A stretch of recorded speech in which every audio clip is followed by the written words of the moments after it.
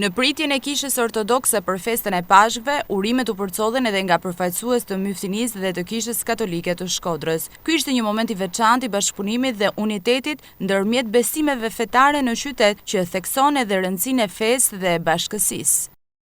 Në emër të Myftinisë së Shkodrës përcjell urimet më të përzemërta për të gjithë besimtarët e krishterë, katolik dhe ortodoks për këtë festë të Pashkëve, duke dëshiruar dhe uruar për gjithë besimtarët për paqe, për harmoni dhe begatinë e familjet e tyre.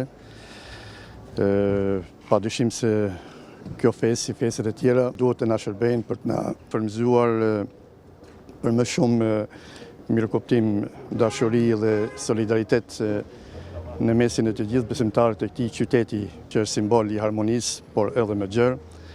Dhe të gjitha këto vlera, duke shtuar dhe vlerën e respektit, të dashurisë dhe mëshirës, mendoj se duhet jenë themel i një komuniteti të përbashkët vllazënor. Në emër të i peshkvit ton, Monsinjor Giovanni Peragine, uron vëllezërit tonë ortodoks për festën e Pashkëve.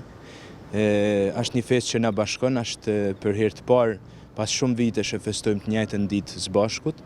Ju urojmë tanëve qytetarëve të Shkodrës, gëzuar Pashkt. Krishti ringjall të çdo situatë, vujtjes, tërsinës, e baftë që të kenë gjithmonë dritën.